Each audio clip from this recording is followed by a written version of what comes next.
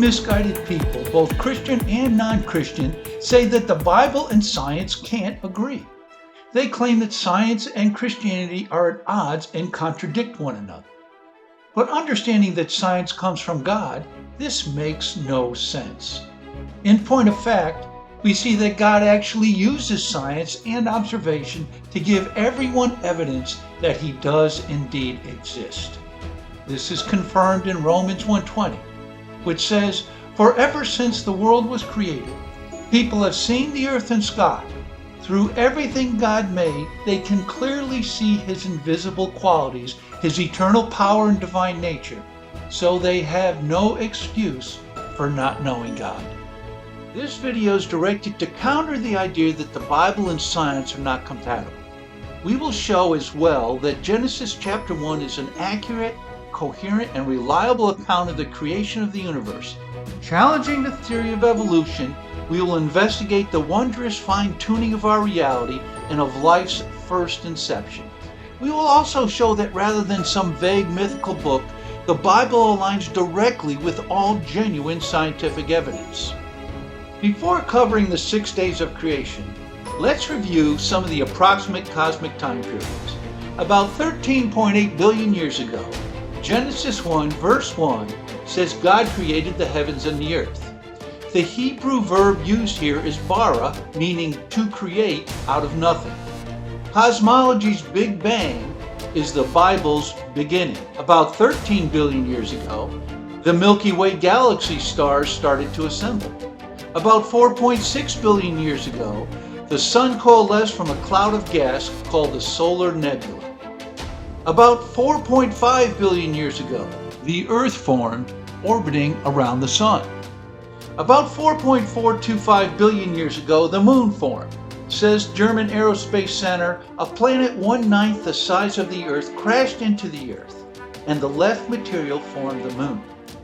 About 4 billion years ago, Genesis 1 verse 2 says, "Darkness was over the surface of the deep. The Spirit of God was brooding over the waters." So we see the Earth had a dark, thick atmosphere with oceans covering its surface. And the Spirit of God brooded over the waters, indicating that God brought the first life, unicellular prokaryotes, into the oceans. An important fact often missed is recognizing this verse brings the reader's perspective to the surface of the earth. Therefore remember that the creation periods will all be descriptions from the vantage point of standing on the earth's surface, watching God direct His creation. Now, as we look at Genesis 1, we'll be carefully reviewing the translation of the Hebrew script. Keep in mind the Old Hebrew written language has only about a few thousand words. English has over 1 million words. For example, the Hebrew word for day is yom. Some hold that yom must be translated only as 24 hours, and that God created the universe in 6 24-hour days. Even the famous theologian St. Augustine, way back in the 5th century, opposed the 6 24-hour day premise, writing, "What kind of days these were, it is extremely difficult or perhaps impossible to determine." Now, why would Augustine question that?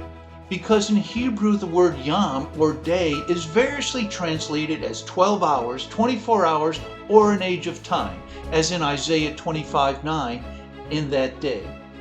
Now, it certainly doesn't have to be translated a 24-hour day. Day 1, about 3.8 to 3.5 billion years ago. Genesis 1 verses 3 through 5. God called the light day and the darkness night. Here we see Earth's heavy atmosphere only partially clearing, with some distinction between day and night, now allowing photosynthesis. Day 2, about 3 to 2 billion years ago.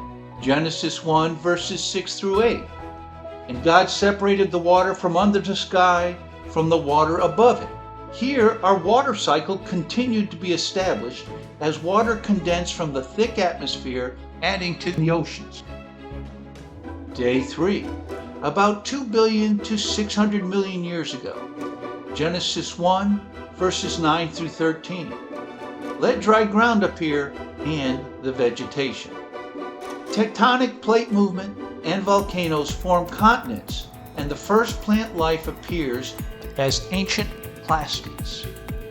Day 4. About 600 to 550 million years ago. Genesis 1, verses 14 through 19.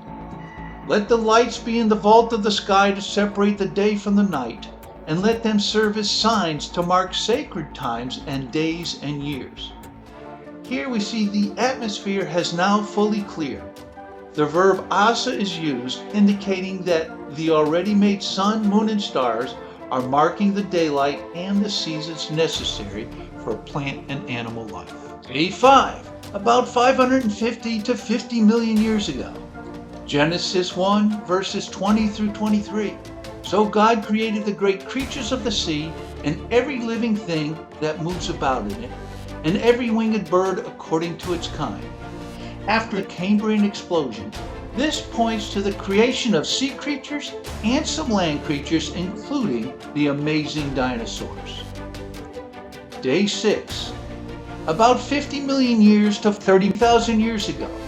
Genesis 1, verses 24 through 31. Let the land produce the livestock, the creatures that move along the ground, and the wild animals, each according to its kind. Then God said, let us make mankind in our image, in our likeness, so that they may rule the earth. God's pinnacle of creation is mankind, with the historical persons Adam and Eve created in His image to rule the earth and have a relationship with Him. As we look at our more in-depth review, we will clearly demonstrate that the biblical days of creation in Genesis chapter 1 actually represent legitimate cosmic time periods. It will show that the Bible agrees with the confirmed scientific truths of astronomy, physics, geology, archaeology, chemistry, and the other sciences. As a Christian, we have no need, none whatsoever, to be apprehensive about true science or any of its discoveries. The Bible will always align with what is true. With this overview of Genesis chapter 1, we will see that faith and science are in full agreement. The universe is a place of wonder. Its galaxies count to the billions and its stars numbered in the trillions. Unique only to our own planet is life. Diversity of every shape, size, and function. An amazement of mechanics that often defies scientific explanation. All this life culminates in a monumental achievement, the creation of man. Man, who is able to communicate, learn, discover, and invent. While the universe has existed for billions of years, man in only a few thousand has shown extraordinary intelligence, innovation, and technology. From fathoming the depths of the atom to measuring the universe itself. Our brain cells match the number of galaxies in our entire universe, and our neuron synapse capacity, like the stars, reaches into the trillions. The News periodical states, the human brain is the most complex thing in the universe. Who is this creature that dominates all life, and how did we come to exist? Theoretical physicist David Spergel states, we don't know how the universe began. But Genesis 1:1 says, in the beginning God created the heavens and the earth. While scientists call it the Big Bang, the Bible calls it the beginning. About 13.8 billion years ago, time itself was created, as was space and all matter and energy.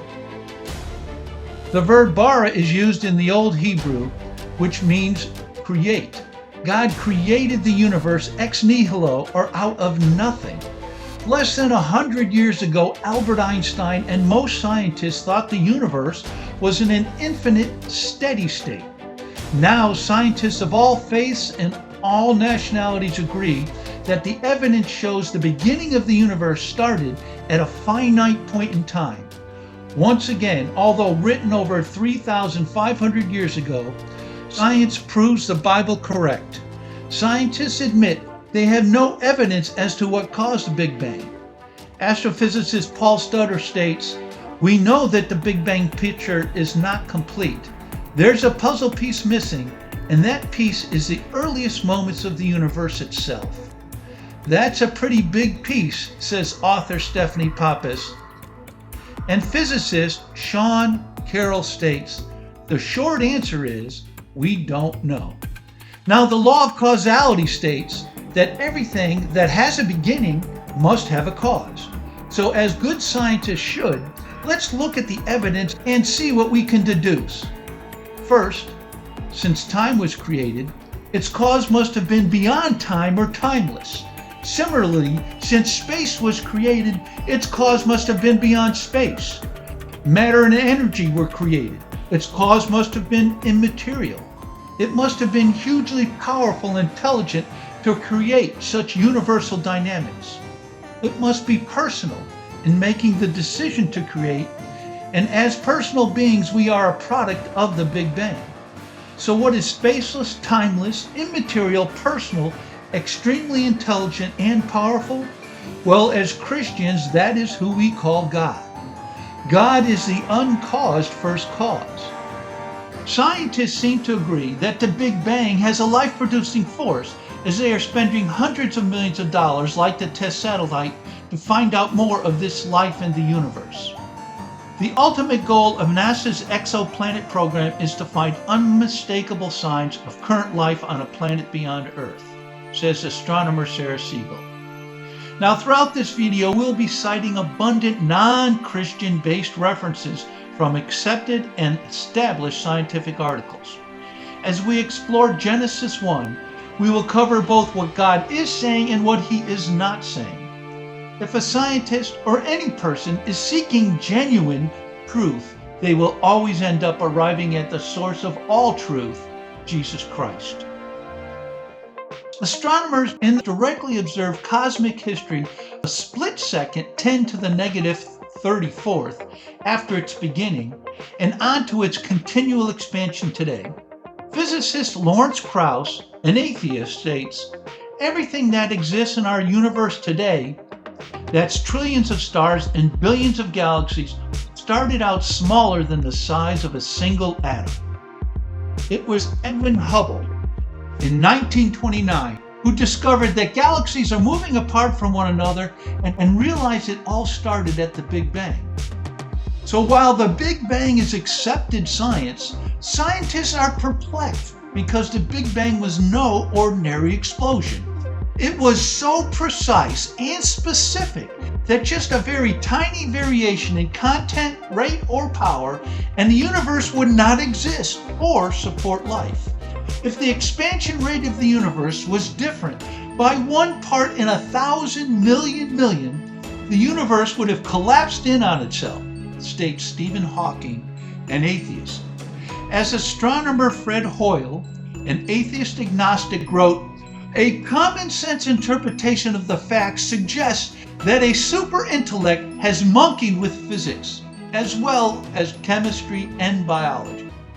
Physicist Freeman Dyson, an agnostic, wrote, "The more I examine the universe and the details of its architecture, the more evidence I find that the universe in some sense must have known we were coming." Our universe has hundreds of fine-tuning constants and conditions for life to exist.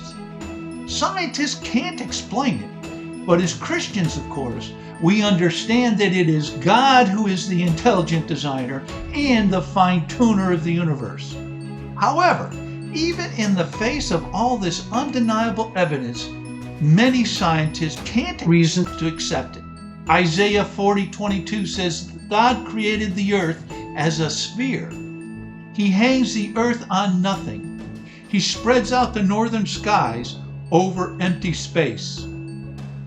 Scientists recognized that truth only a few hundred years ago, but the Bible had it written 3,500 years ago. Absolutely amazing. As scientists gain increasing knowledge of the beginning, they continue to discover more aspects of the universe that must take exacting values for life to exist. The evidence for fine-tuning continues to increase. As Steven Weinberg, Nobel laureate in physics and an agnostic, wrote, "How surprising it is that the laws of nature and the initial conditions of the universe should allow for the existence of beings who could observe it. Life as we know it would be impossible if any one of several physical quantities had slightly different values." So since many of these factors are interdependent, a minute change in any one of them would render the universe lifeless. Yet here we are. Luke Barnes, a postdoctoral researcher at the Sydney Institute for Astronomy, says the interesting thing about the fine-tuning of the fundamental constants is that they're at the bottom floor of scientific explanations. They are as deep as physics goes.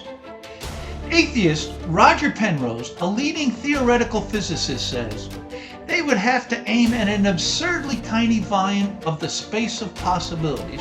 That's 1 part in 10 to the 123rd.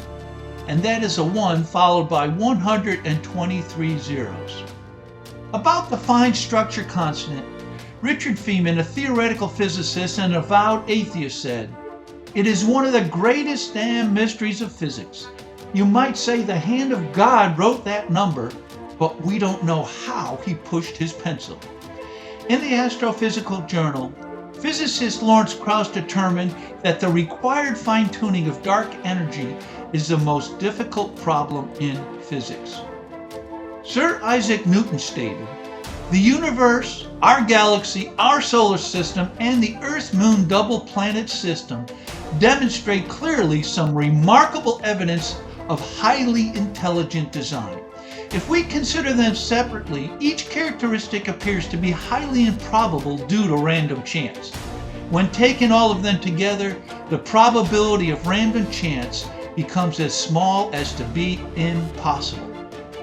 Now, no scientific fact is 100% provable. The only way something can be 100% provable is if you have complete knowledge about everything, and only God has that. At about 4 billion years ago, Genesis 1:2 says, "Now the earth was formless and void. Darkness was over the surface of the deep, and the Spirit of God was hovering over its waters." Ancient Earth had a thick, toxic atmosphere like Venus, says Dr. Paolo Susi, professor of earth science. As stated, the Sun was created about 4.6 billion years ago. However, the Earth's atmosphere was so thick with volcanic gases, debris, and water vapor, no sunlight reached the surface, and there was no life. Therefore, from the perspective of looking from the Earth's surface, it would be very dark. And as Scripture says, it was dark and God's Spirit hovered over the surface. So although written 3,500 years earlier, we see that science now agrees with the Bible. Genesis 1:2. Darkness was over the surface of the deep, and the Spirit of God was hovering over the waters. Where did all the water come from? Well, geologists' prevailing theory is that nearly 4 billion years ago, during the late heavy bombardment, countless meteors rained down on the Earth, and over time, these icy asteroids and comets delivered oceans to the Earth, depositing the water directly to the surface, says SciTech Institute. Again, we see that rather than some mythical story, the Bible depicts actual reality and truth about the creation of the earth. Psalm 104:6 says, "You, God, covered the earth with the deep as with a garment. The water stood above the mountains." Also in Job 38:9, speaking of the earth, "I made the clouds its garment and wrapped it in thick darkness." Day 1, about 3.8 to 3.5 billion years ago. Genesis 1:3-5. "And God said, 'Let there be light,' and there was light. God saw that the light was good, and he separated the light from the darkness. God called the light day, and darkness he called night. And there was evening, and there was morning the first day." As noted, scientists agree, the Earth's early atmosphere was thick and dark. But as the particles and water vapor began to settle out, some sunlight was able to penetrate through. Rather than the Hebrew verb bara, meaning to create, being used in Genesis 1:1, here the verb haya is used, which in context means became apparent or uncovered, as some sunlight was able to reach the surface of the earth. The sunlight made it possible to distinguish between day and night. However, the sun burned still with 35% less light, and the atmosphere was just starting to clear.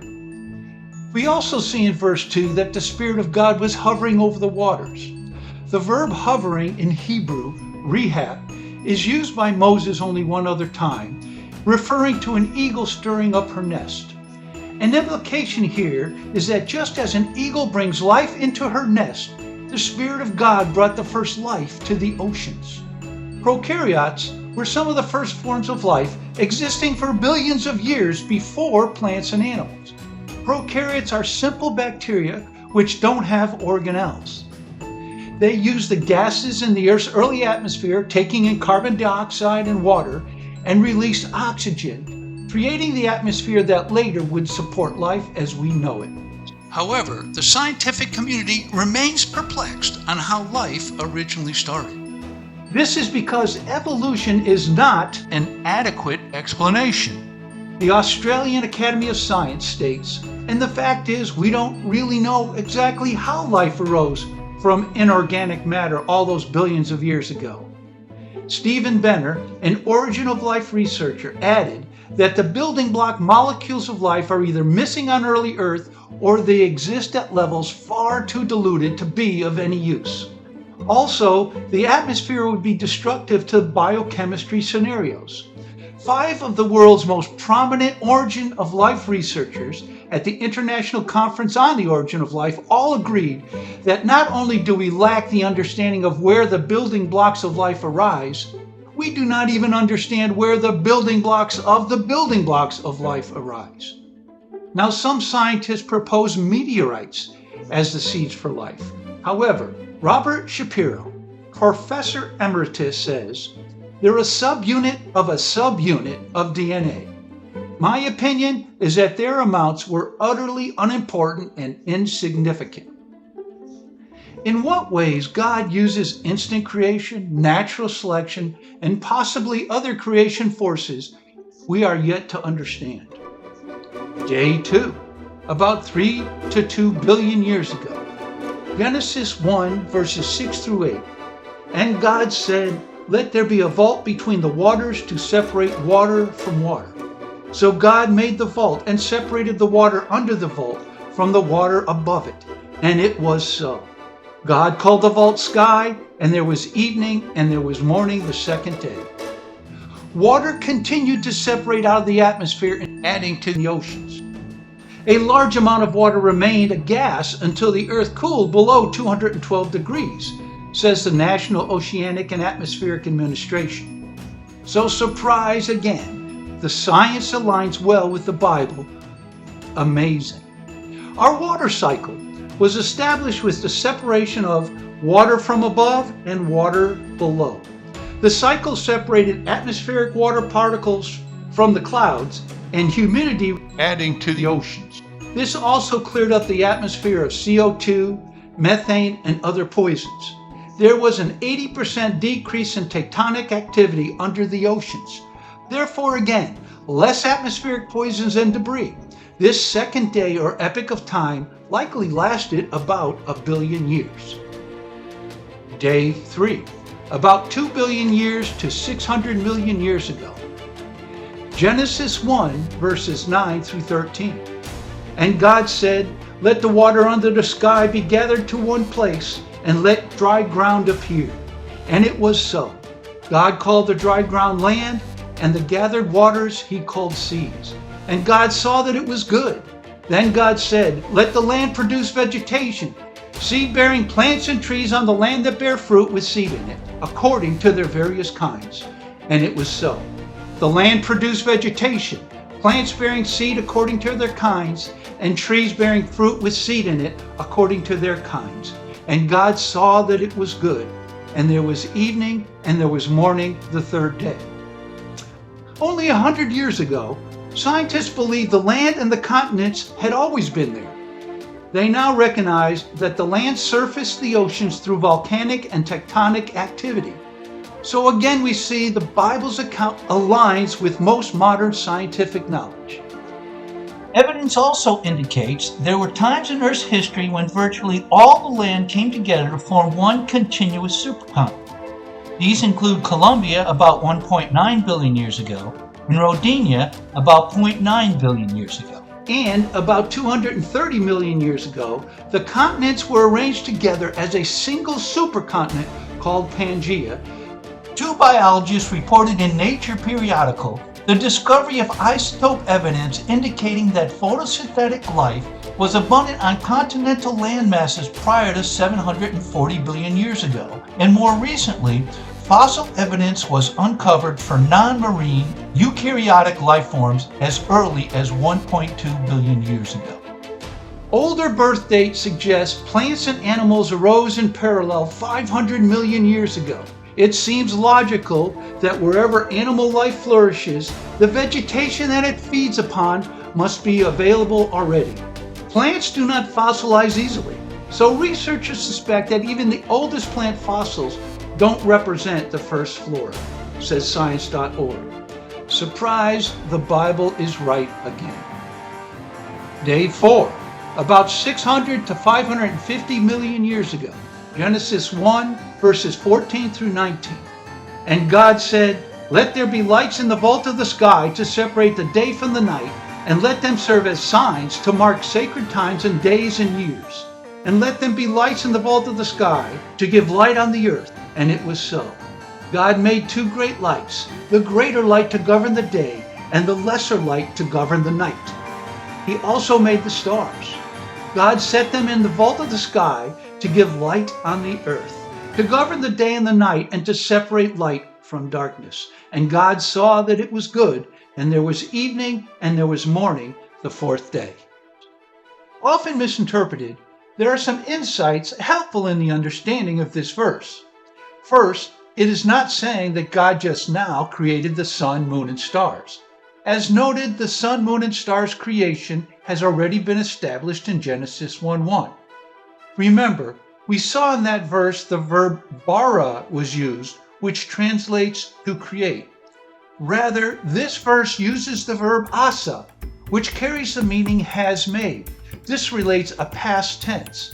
This verse actually is explaining that the atmosphere is now fully transparent, allowing the sun, moon, and stars to be clearly seen, and points to some of the reasons as to why God created the sun and moon and the stars. The sky is now clear because the Earth's rotation has slowed, meaning less wind, ocean storms, and sea salt aerosols, and therefore less clouds. Water vapor is minimized. We see volcanism has dramatically slowed down, giving stability to Earth's surface temperatures and pressures. The effects include gentler seasonal changes and regulations of animal biological clocks. It also guides instincts for feeding, reproduction, migration, and hibernation. Additionally, increased photosynthesis proliferates the abundance of plant and unicellular life. Oxygen formation increases, ozone forms a protective shield against space radiation, and climate temperatures become stabilized. Over the millions of years, the remains of these organisms forms topsoil, natural gas, oil, coal, etc. All this was in God's plan for preparation of man's appearance on the earth.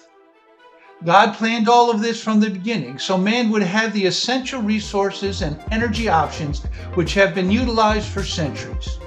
This has also enabled the progress in science, industry, and the advances in civilization. Most important, as is his plan, these technologies with the computer and internet has enabled the gospel now to be spread and shared around the entire globe. Day 5. About 550 to 50 million years ago. Genesis 1, verses 20 through 23. And God said, "Let the water teem with living creatures, and let birds fly above the earth across the vault of the sky." So God created the great creatures of the sea and every living thing with which the water teems and that moves about in it, according to their kinds, and every winged bird according to its kind. And God saw that it was good. God blessed them and said, "Be fruitful and increase in number, and fill the water in the seas, and let the birds increase on the earth." And there was evening and there was morning, the fifth day. This verse prominently involves references to the Cambrian explosion. The Cambrian explosion is the unparalleled emergence of organisms between 540 and 530 million years ago. At the beginning of the Cambrian period, the event was characterized by the appearance of many of the major phyla, between 20 and 35 that make up modern animal life, says Timothy Flannery, a paleontologist. Atheist Richard Dawkins writes, for example, the Cambrian strata of rocks are the oldest one in which we find most of the major invertebrate groups, and we find many of them already in an advanced state of evolution the very first time they appear. It's as though they were just planted there without any evolutionary history. The Cambrian explosion of body parts is perhaps the single most striking feature of the Metazoan fossil record. The rapidity with which phyla and classes appeared during the early Paleozoic, coupled with much lower rates of appearance for higher taxa since, poses an outstanding problem for macroevolution. Thus, elucidating the materialistic basis of the Cambrian explosion has become more elusive, not less, says Kevin Peterson, professor of earth science.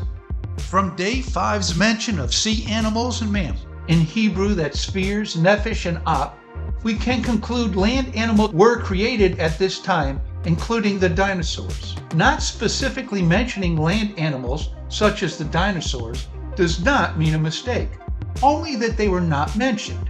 Again, an omission doesn't signal misinformation. It simply means God chose not to specifically mention them. Remember, the Bible is not trying to be a science book, but the science that is contained in it is true. Although there is great fascination toward the dinosaur eon, 65 to 250 million years ago, their existence is not cogent to man's creation. Readers of Genesis for the last 3,500 years would not comprehend such creatures. The focus of Genesis is primarily about the important history that leads to man's creation and salvation. This focus is seen when the more significant land animals affecting man are mentioned in day 6. And remember, evolution remains an incomplete and insufficient theory. This is clearly seen by the Cambrian period, which in a geological blink of an eye, 13 to 25 million years, all major animal phyla appear. This jump goes much beyond what Darwin himself believed possible. Termed Darwin's doubt, Darwin stated, "The case at present, the Cambrian fossils, must remain inexplicable and may be truly urged as a valid argument against the views herein entertained, evolution." To which Darwin continues, "I could give no satisfactory answer. As more fossils are found, we see the diversity of life is exponentially multiplying. The explosion of early mammal discoveries, particularly from China, over the last 2 decades has been eye-opening, mind-numbing, and absolutely dazzling," says atheist David Krauss, a vertebrate paleontologist. This dramatic increase in fossil diversity requires even more missing links that should be easily found, yet they don't seem to exist. This huge divergence also means more and more time is needed for the random chance explanation of evolution to be conceivable. Instead, we are seeing that mathematically there is not nearly enough time. Rather than a few million years, hundreds of millions and billions of extra years are needed to consider it reasonable. Further, evolution theory actually defies the second law of thermodynamics.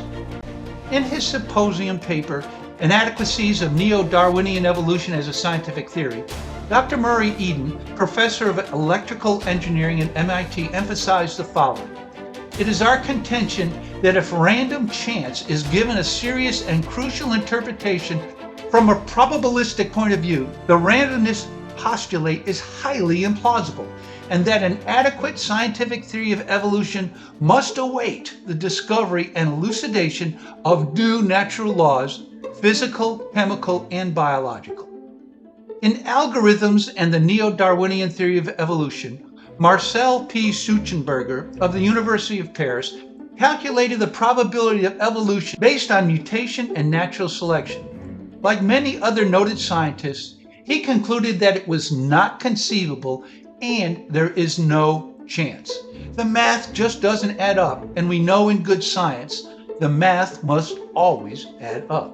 The genome of each human cell contains about 20,000 genes. That will give rise to about 1 million different proteins, states Precision Men. Even creating the enormous complexity of a single protein, the odds are 1 in a billion, states Gregory Ray in the journal American Zoologist. Mutation rates, genetic material, and information defies waiting times for necessary changes. Marcel Schutzenberger concludes, thus we believe there is a considerable gap in the neo-Darwinian theory of evolution, and we believe this gap to be of such a nature that it cannot be bridged with the current conceptions of biology. The scientific community has more questions than ever. Frank Tipler, in his book, lists 10 steps in the course of human evolution. He famously declares, each step of which is so improbable that before it would have occurred by chance alone, the sun would have ceased to be a main sequence star and incinerated the earth. Day 6. About 50 million years ago to 30,000 years ago. Genesis 1, verses 24 through 31. And God said, let the land produce living creatures according to their kinds, the livestock, the creatures that move along the ground, and the wild animals, each according to its kind. And it was so. God made the wild animals according to their kinds, the livestock according to their kinds, and all creatures that move along the ground according to their kinds. And God saw that it was good. Then God said, let us make mankind in our image, in our likeness, so that they may rule over the fish of the sea and the birds of the sky, over the livestock and all the wild animals, and over all the creatures that move along the ground. So God created mankind in his own image. In the image of God he created them, male and female he created them. God blessed them and said to them, be fruitful and increase in number, fill the earth and subdue it, rule over the fish in the sea, and the birds in the sky, and over every living creature that moves on the ground. Then God said, I give you every seed-bearing plant on the face of the whole earth, and every tree that has fruit with seed in it. They will be yours for food. And to all the beasts of the earth, and all the birds in the sky, and all the creatures that move along the ground, everything that has the breath of life in it, I give every green plant for food. And it was so. God saw all that he had made, and it was very good. And there was evening and there was morning, the sixth day. Now this verse is not saying that God created all land animals at this time, as birds, mammals, and sea life are mentioned in day 5. Rather, it is speaking about 3 types of animals essential to man's daily life. As noted, what the Hebrew refers to as nephesh. The first of this mentioned group is livestock, which were very important in an agrarian society. The second is creatures, or in Hebrew, remes. In ancient Hebrew, the word remes is commonly referring to short-legged mammals, which were a source of food and clothing. The third type refers to wild animals. All 3 types of mammals are mentioned here because they played an important role in human survival and life's resources. God created man and woman. God's word is clear that he created Adam and Eve historically as the first man and woman, and that he made us in his image. However, God never specifies a date for their creation. The biblical genealogies are an incomplete source, as they don't include all generations. For instance, the interpretation for the word son has broad meaning, as in Matthew 1:1, Jesus is the son of David, who is the son of Abraham. This line alone covers thousands of years. It is recognized that biblical genealogies fall into 3 main categories: familial, legal, political, and religious. Each category includes the relevant names for that purpose. Familial genealogies were concerned about inheritance and privileges of firstborn sons. Legal political genealogies are centered on claims of hereditary office and may include military service. Religious genealogies were to establish membership in the Aaronic and Levitical priesthood. These gaps in the biblical genealogies and the extended lifespans allows for the creation of Adam and Eve potentially to have occurred tens of thousands of years ago. When did God create Adam and Eve? There is no question that God specifically created the person Adam and the person Eve. We have clearly shown that evolution falls short as an adequate explanation. Therefore, God may have used instantaneous action, supernatural forces, and/or natural processes. However God did it, for now, let's look at what the scientific community has to say about the evidence for humanity's arrival. Although we see that evolution is an insufficient theory, scientists nonetheless still look at the evidence through the framework of evolution. However, a close look at how those scientists arrive at their conclusions seems to include some questionable assumptions. Their consensus is to identify 300,000-year-old and even older fossils as fully human. This term appears inappropriate, especially when these fully human fossils look significantly different from today's humans. Depending on rendition, these fossils can actually look more like chimpanzees or apes. And as we shall review, their culture can also seem more in line with chimpanzee culture than human culture. For example, chimpanzees today make spears, use stone tools, fish, medicinally treat their wounds, live in caves, and mourn their dead. Each of these behaviors match what scientists associate with ancient fully human. The implication of this evidence suggests a more reasonable conclusion would be to place humanity's beginnings and God's creation of Adam and Eve better in line with the cultural Big Bang. As you'll see, the cultural Big Bang had its beginning about 35 to 40,000 years ago. When did something like us first appear on the planet? It turns out there's remarkably little agreement on this question, says Nicholas Longreach, a paleontologist and evolutionary biologist. Interpretation of fossil evidence of human origins is often surprisingly speculative. Archaeologist Fran Dory, curator of the Australian Museum, says the first fully human Homo sapiens appeared some 300,000 years ago. However, as noted, the term fully human classifying fossils over 300,000 years ago seems inaccurate, especially to the non-science reader. Paleoanthropologist Rick Pott says, I think we have a good instance of early Homo sapiens from Irad, but they look quite different from us. Chris Stringer, human evolutionary expert, states, we can see them as being fully human, but interestingly, a different kind of human. And Adam van Arsdale, anthropologist, says they had more elongated, primitive-looking skulls than current humans. And the earliest people had a mix of advanced and primitive characteristics. And Kate Wong, writer anthropologist, says, scientists disagree over exactly what the new findings mean. Far from tidily solving the puzzle of our origins, the Irad discoveries add to mounting evidence that the dawning of our kind was a very complicated business. Well, that was 300,000 years ago. Let's jump ahead to 200,000 years ago, early modern Homo sapiens. Its primitive features include a heavier, more robust construction, an angled rather than rounded rear section, and a lower, sloping forehead, says Fran Dory.